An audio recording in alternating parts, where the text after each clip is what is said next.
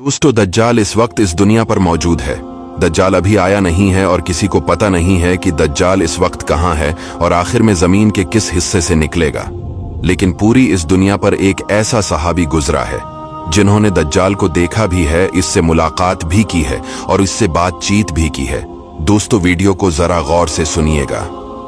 एक मर्तबा हमारे नबी सल्लल्लाहु अलैहि वसल्लम ने अचानक अपने सहाबा को जमा फरमाया और खतबा देने के लिए मेंबर पर तशरीफ फरमा हो गए और नबी करीम सल्लल्लाहु अलैहि वसल्लम ने फरमाया कि अमीमदारी ने मुझे बताया कि वो 30 अफराद थे और किश्ती में वो सफर कर रहे थे कि तूफान आ गया और वो भटक गए।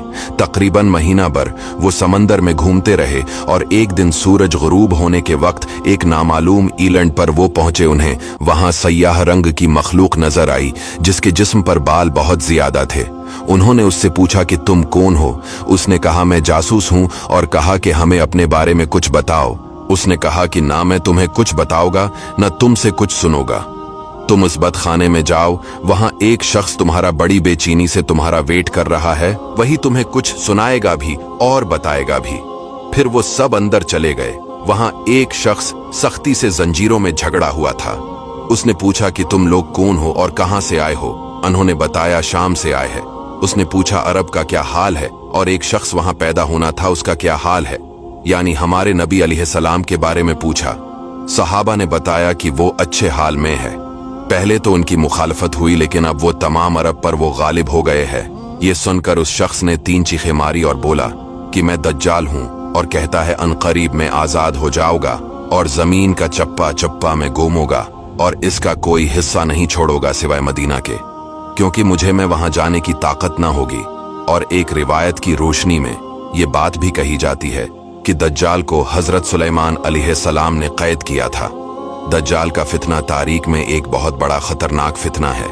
दज्जाल का जो हलिया बताया गया है वो ये है कि दज्जाल एक जवान मर्द होगा, लंबा कद होगा, एक आंख से काना होगा और एक आंख खून आलूद हो गए।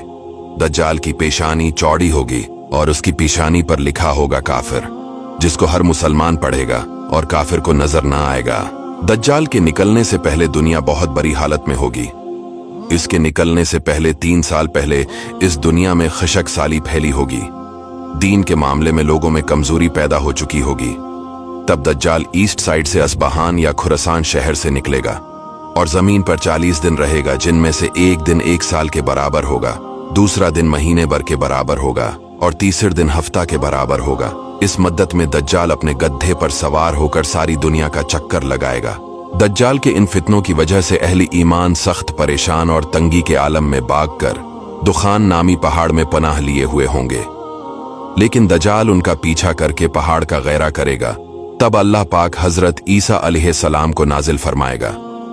जब हजरत ईसा अलैहिस्सलाम इस दुनिया में आ जाएंगे तो उनको देखते ही दज्जाल ऐसे मेल्ट होगा जैसे पानी में नमक मेल्ट होता है।